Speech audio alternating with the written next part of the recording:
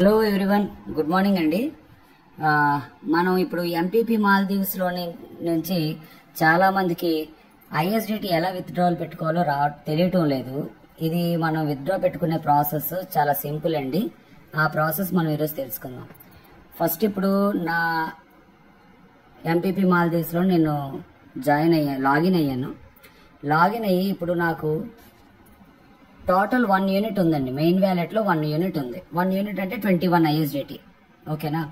ఇప్పుడు ఈ 21 ఐఎస్డిటి నేను విత్డ్రా పెట్టుకోవాలనుకుంటున్నాను. ఫస్ట్ ఇక్కడ క్లిక్ చేశాక టాప్ ఈ యారో మార్క్ ఉంది కదా, ఈ యారో మార్క్ క్లిక్ చేశాక విత్డ్రా అనే ఆప్షన్ ఉందండి. విత్డ్రాకి వెళ్దాం. ఫస్ట్ విత్డ్రాకి వెళ్ళిన తర్వాత ఇక్కడ పింక్ కలర్ లోని విత్డ్రా అకౌంట్ అని ఉంది.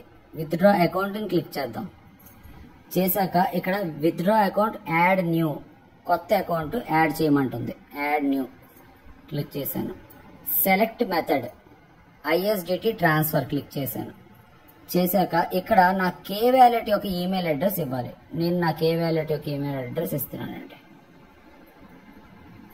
ఓకే, కే వ్యాలెట్ యొక్క ఈమెయిల్ అడ్రస్ ఇచ్చి యాడ్ న్యూ విత్డ్రా అకౌంట్ అని క్లిక్ చేసేసాను.